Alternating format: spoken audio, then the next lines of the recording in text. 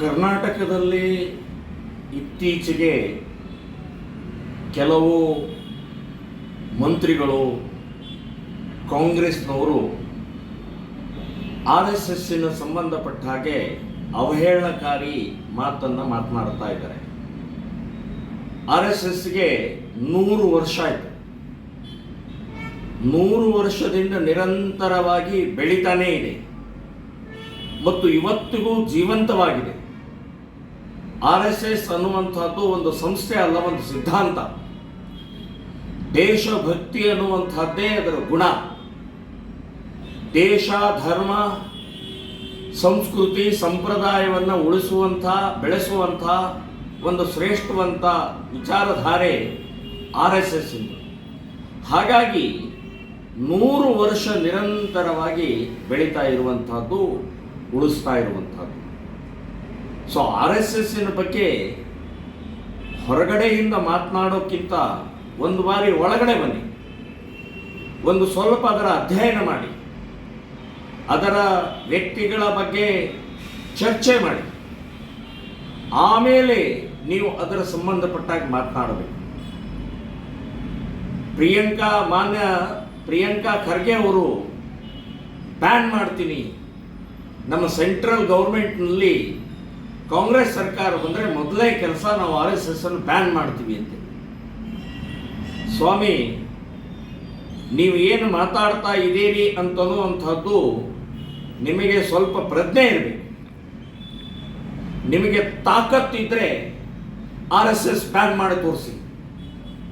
ಮೊದಲೇದು, ಇನ್ನು ಜನ್ಮದಲ್ಲೂ ಕೂಡ ಕೇಂದ್ರದಲ್ಲಿ ಕಾಂಗ್ರೆಸ್ ಸರ್ಕಾರ ಬರೋಲ್ಲ.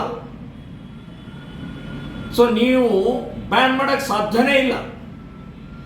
ಇಲ್ಲಿ ಕಾಂಗ್ರೆಸ್ ಇದೆ, ಇವತ್ತು ಕರ್ನಾಟಕದಲ್ಲಿ ಕಾಂಗ್ರೆಸ್ ಇದೆ.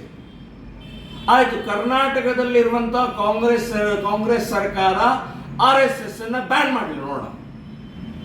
ನಿಮ್ಮ ನಾಲಿಗೆ, ನಿಮಗೆ ನಿಜವಾಗಿಯೂ ಈ ದೇಶದ ಬಗ್ಗೆ ಕಳಕಳಿ ಇದ್ರೆ ಇವತ್ತು ಈ ಹೇಳಿಕೆಯನ್ನು ವಾಪಸ್ ತಗೊಳ್ಬೇಕು.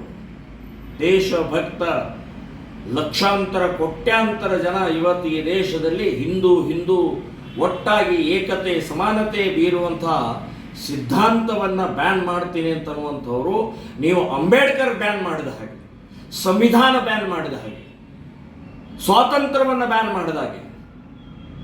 ಸೊ ಇದನ್ನು ಅರ್ಥ ಮಾಡಿಕೊಂಡು ಕಾಂಗ್ರೆಸ್ನವರಾಗಲಿ ಅಥವಾ ಪ್ರಿಯಾಂಕಾ ಖರ್ಗೆ ಅವರಾಗಲಿ ನೀವು ಮಾತನಾಡಬೇಕು ಅಂತನ್ನುವಂಥದ್ದು ಈ ಸಂದರ್ಭದಲ್ಲಿ ಹೇಳ್ತಾ ಇದ್ದೀನಿ.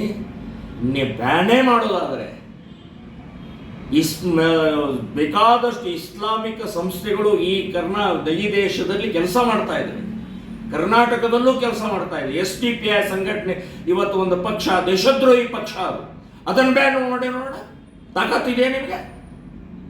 ಸೊ ಏನೇನೋ ಮಾತನಾಡುವಂಥ ಪ್ರಕ್ರಿಯೆಗಿಂತ ಮುಂಚೆ 100 ಸಲ ಯೋಚನೆ ಮಾಡಿ, ಮುಸ್ಲಿಂ ಓಟಿಗೋಸ್ಕರ ಇವತ್ತು ಇನ್ನು ಯಾರನ್ನೋ ಪ್ಲೀಸ್ ಮಾಡೋಗೋಸ್ಕರ ಈ ರೀತಿ ಹೇಳಿಕೆ ಕೊಡುವಂತಹದ್ದು ನಿಮಗೆ ಶೋಭಿಸುವುದಿಲ್ಲ ಅಂತನ್ನುವಂಥದ್ದು ಈ ಸಂದರ್ಭದಲ್ಲಿ ಹೇಳ್ತಾ ಇದ್ದೀನಿ.